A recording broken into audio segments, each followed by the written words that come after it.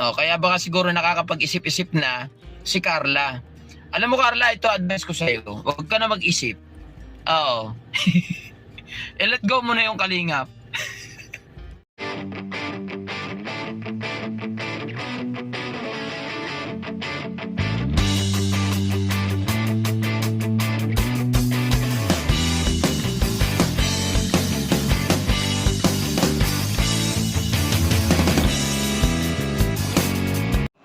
Mga kalingap, mga ka-Adonis, kamusta po kayong lahat?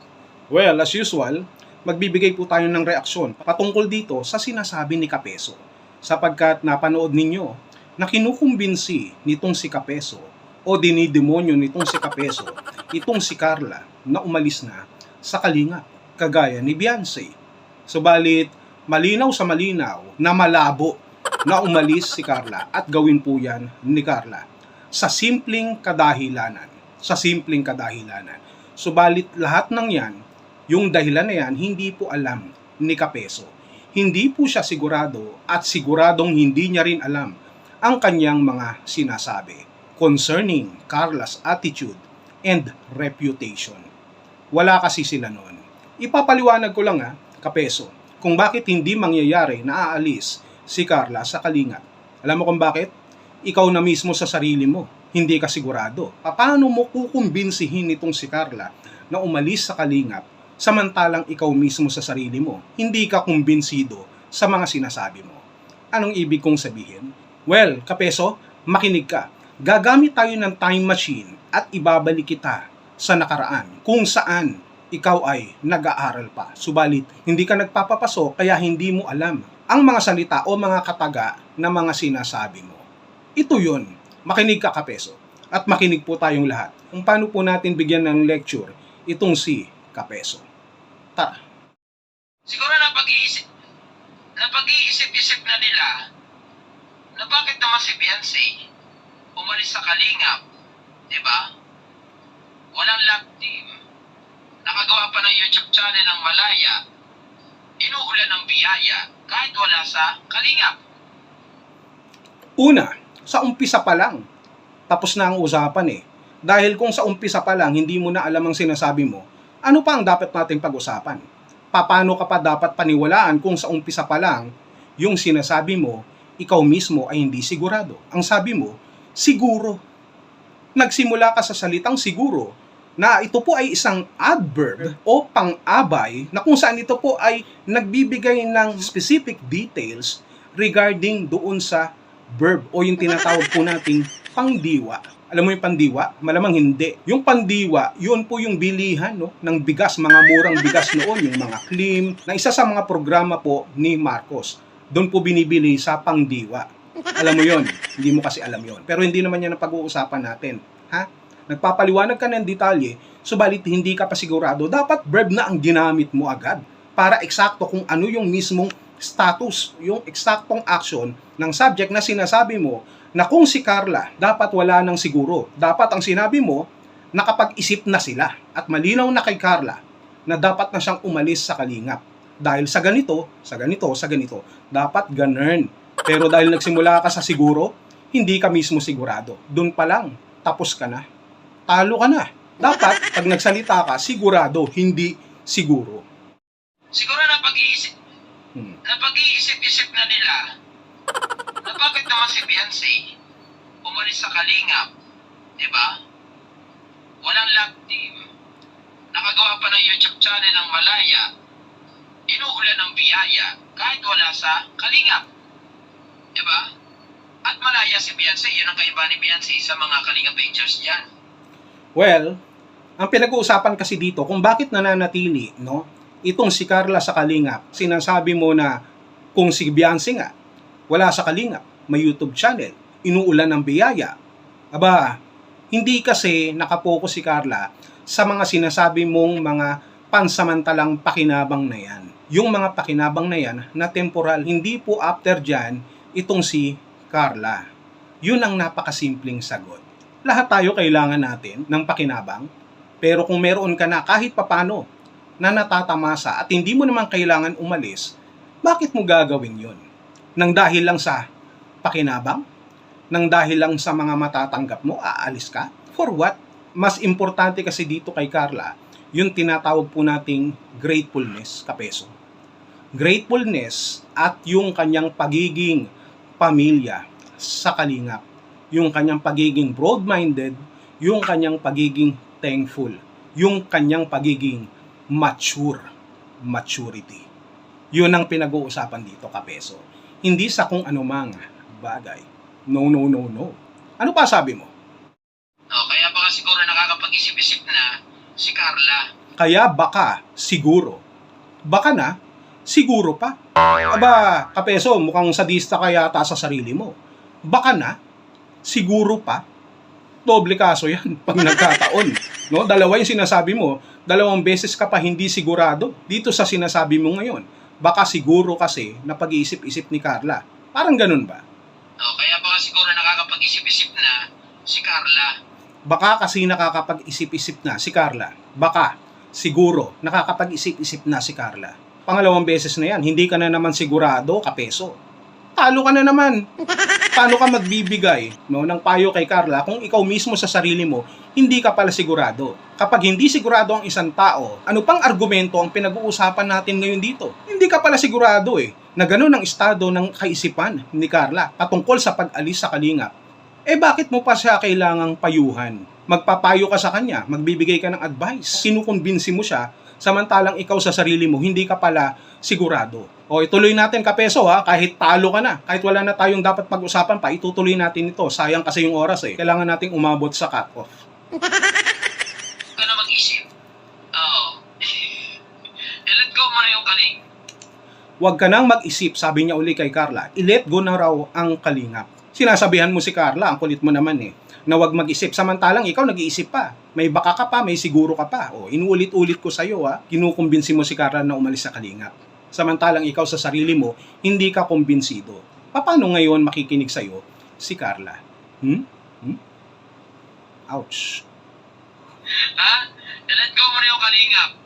Kasi kung ikaw lang din naman yung tunay na sinusuportahan ng mga sponsor mo, I-let go mo na ang kalingap. Ang tanong, kapeso, ikaw ba ni-let go mo na ang kalingap?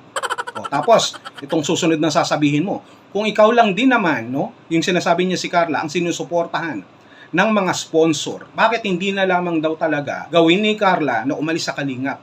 Kung siya naman daw talaga ang sinusuportahan ng mga sponsor.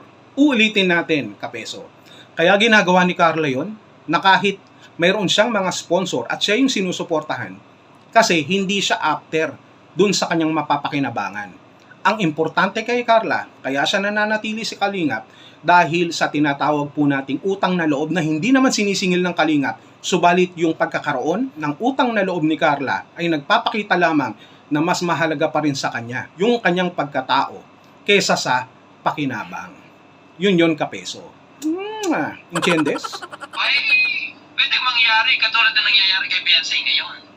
Diba? Kasi dyan, Kagaya ng nangyayari kay Beyonce ngayon, na kung alis daw si Carla sa Kalingap, pwedeng mangyari na magpatuloy yung suporta ng mga sponsor. Kagaya ng nangyayari kay Beyonce ngayon. Alam mo, kapeso, yung mga natatanggap ni Beyonce sa mga sponsor, natural lamang yan.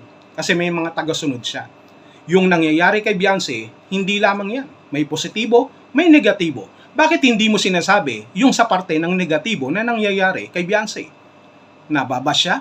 Nakakaladkad ang pangalan ni Beyonce, ni Guapa, sa social media. At negatibo ang mga komentong nakakarating sa kanya. At marami pang iba. Kayo mismo, alam nyo yan. So ano yung sinasabi mong pwedeng mangyari na kagaya ng kay Beyonce?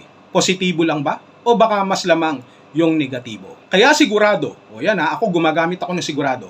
Kaya sigurado na hindi iisipin man lang o gagawin ni Carla na umalis sa Kalingap. Boom! Panis. Carla, pagkakakitaan ka lang ng mga yan. Oo, lalo na yung prinsipe. Ano sabi ng prinsipe? Pagkakakitaan ka lang ng mga yan. Ang tanong, yung mga nakapaligid ba kay Beyonce, kay Guapa, hindi ba pinagkakakitaan siya? Noon pa man, ikaw, sila Doklat, sila Redzane, at kung sino-sino pa. Hindi ko nila lahat sapagkat mayroon dyan na talagang nagmamalasakit kay Beyonce. Pero paano naman yung iba na pinapakinabangan lamang si Beyonce? Ginagamit lamang yung kanyang pangalan para sa sarili nilang kapakinabangan. Tapos sinasabi mo pa kanina, inuulan ng blessing itong si Beyonce. Inuulan? Kaya naman pala maraming nakapaligid sa kanya na may dala ng payong dahil inuulan si Beyonce. At yung payong na ito na dala ng mga taong nakapaligid sa kanya, hindi tuloy direktang napupunta kay Beyonce. Ikaw mismo alam mo yan dahil ikaw mismo hinihikayat mo na yung mga tumutulong kay Beyonce ay ipadala na lang sa Batalero family yung kanilang tulong. Indirectly na sinasabi mo, wag na ipadala kila Doklat, kila Redzin at kung ano-ano pa. Di ba? Sagot. Doon palang tapos na eh. Habain natin to, sayang ang oras. Ibablog ko po si Carla. Siya naman po yung ibablog ko. Kasi po may paabot ng blessings mula sa sponsor. Kung ibablog man si Carla, at sinasabi ni Kalinga Prab na ibablog niya si Carla dahil may parating, no? May ipinaparating po ang sponsor. Ang tawag po dito, reporting at transparency. Doon pa lang hindi na natin dapat pang i-elaborate yan. At hindi mo na kailangan magsalita pa. Simple as that, Kapeso.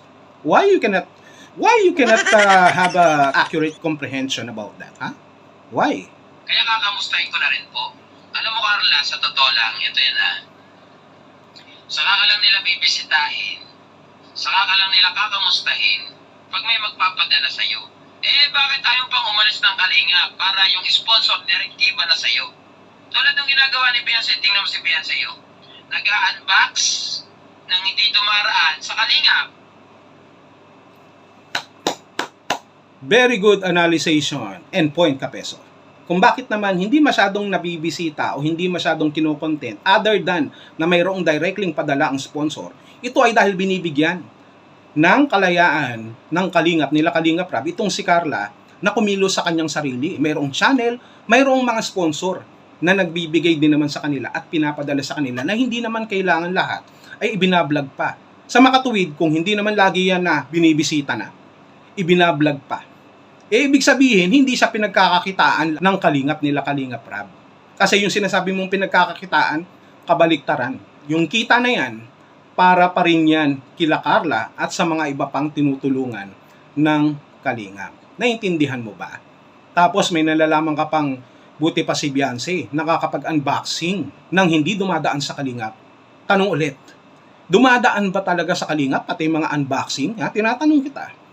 O baka naman, direkta na nakakatanggap kahit papaano itong si Carla na hindi na kailangan dumaan pa sa Kalingap.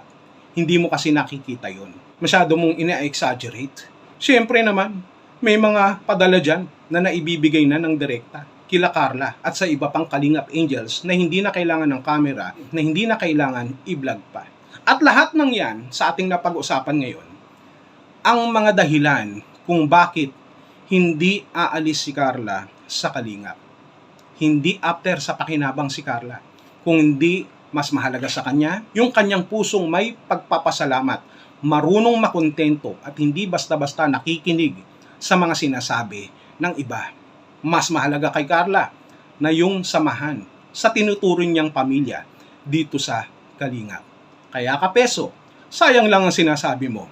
Ang dapat mong kinukumbinsi yung mismong sarili mo sa mga oras na ito sapagkat ikaw mismo hindi ka sigurado sa mga sinasabi mo. Siguro? Baka? Doon pa lang tapos na.